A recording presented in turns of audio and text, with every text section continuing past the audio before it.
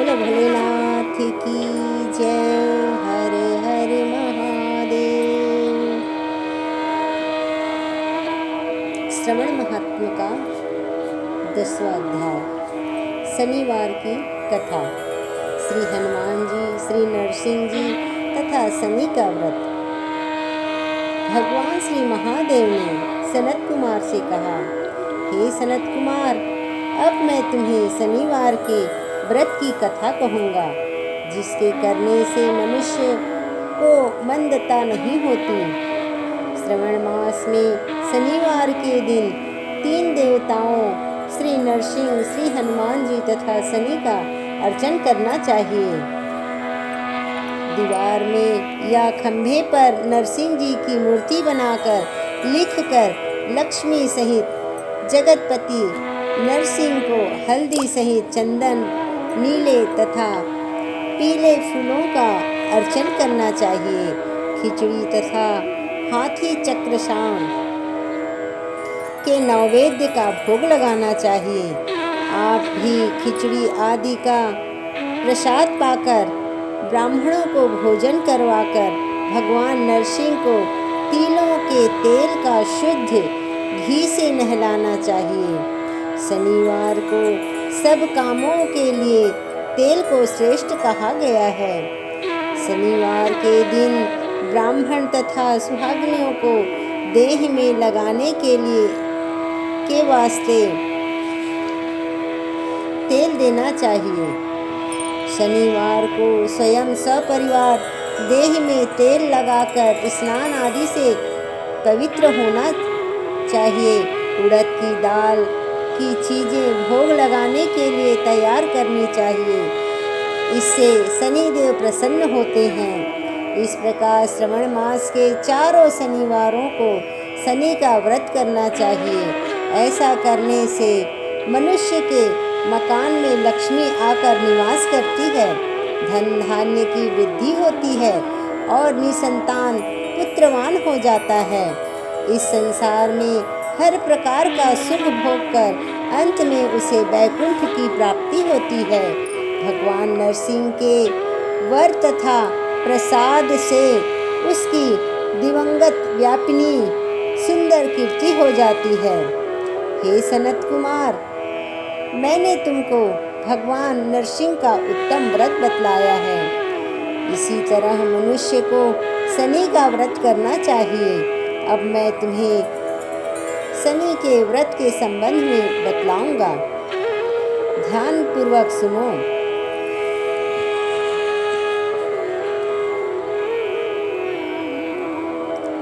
एक लंगड़े ब्राह्मण या उसके न मिलने पर किसी अन्य ब्राह्मण को तिल का तेल मलकर गर्म पानी से स्नान करवाकर उस ऊपर नरसिंह जी के व्रत में बतलाया गया भोजन करवाकर शनि के पित्यर्थ तेल, लोहा, तिल, उड़द तथा कंबल का दान करना चाहिए।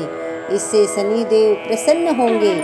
मन में ऐसा विचार करना चाहिए, शनिदेव को तिलों के तेल से नहलाकर शनिदेव की पूजा करनी चाहिए। उड़द तथा चावल उत्तम माने गए हैं। हे सौम्य, अब मैं शनिदेव के ध्यान के संबंध में बतलाऊंगा। आप सावधान होकर सुनिए। शनिचराय का रंग काला है, गति मंद है, कश्यप गोत्र है।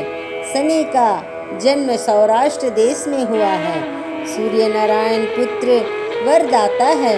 इंद्राणी लमनी मणि तुल्य कांतिमान है। बाण, धनुष तथा त्रिशूलधारी है। गिद्ध की सवारी है।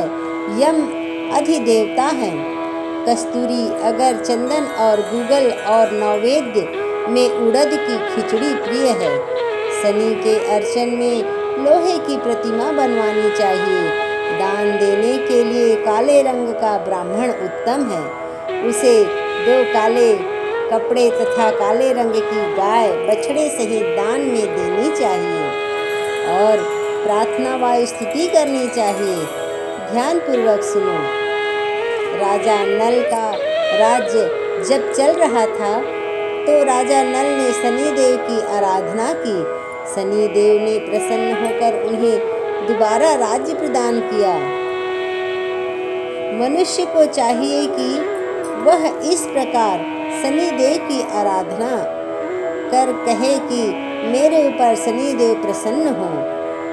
नीलांजन के तुल्य कीर्तिमान अति मंद भ्रामी छाया नामक स्त्री से सूर्य द्वारा उत्पन्न शनिचर को मैं नमस्कार करता हूँ। मंडल कोण में स्थित पिंगल नामक शनिदेव को मैं नमस्कार करता हूँ। हे देवेश, मुझ अति दीन पर कृपा करो।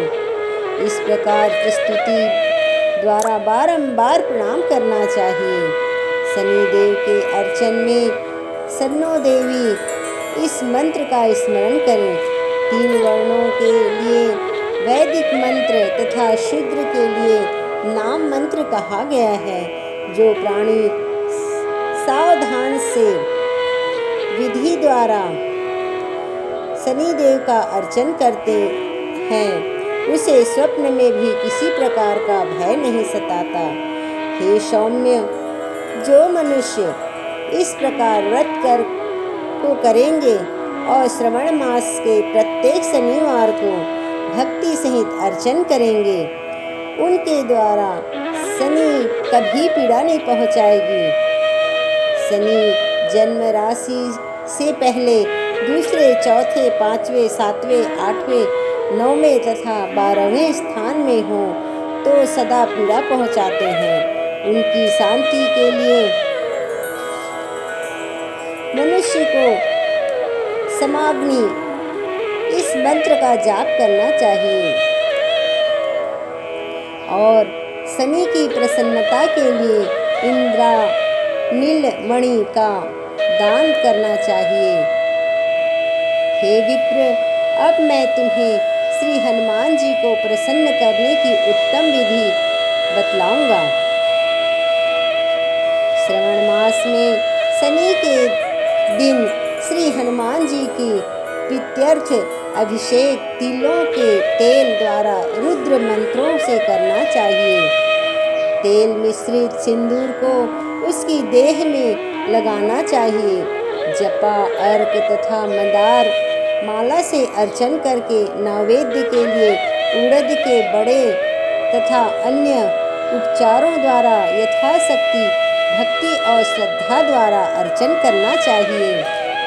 हनुमान, अंजनी सुत, वायुपुत्र, महाबली, रामेष्ट, फाल्गुन, सखा, पिंगल, अमित विक्रम, अधिक्रमण, सीता शोक विनाशक, लक्ष्मण प्राणदाता तथा दशाग्रीव दर्पसाह,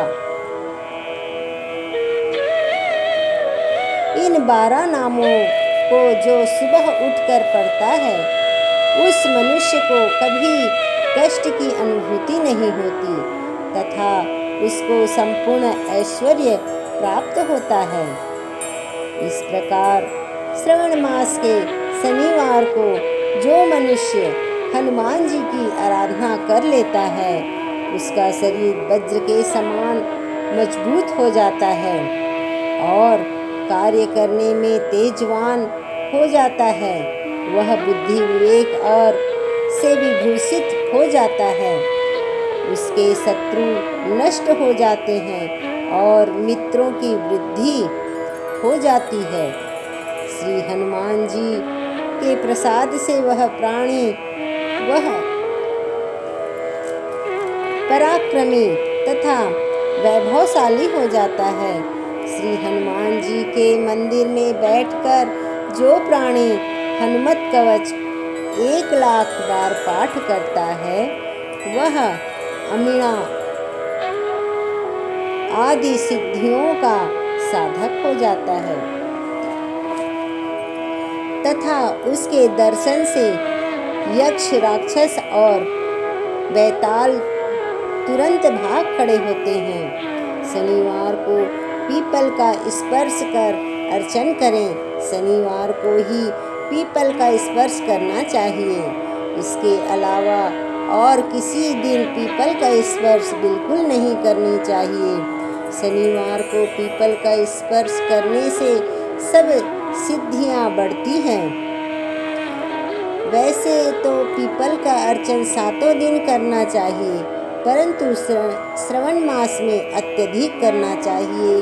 बोलो भोलेनाथ की जय। हर हर महादेव।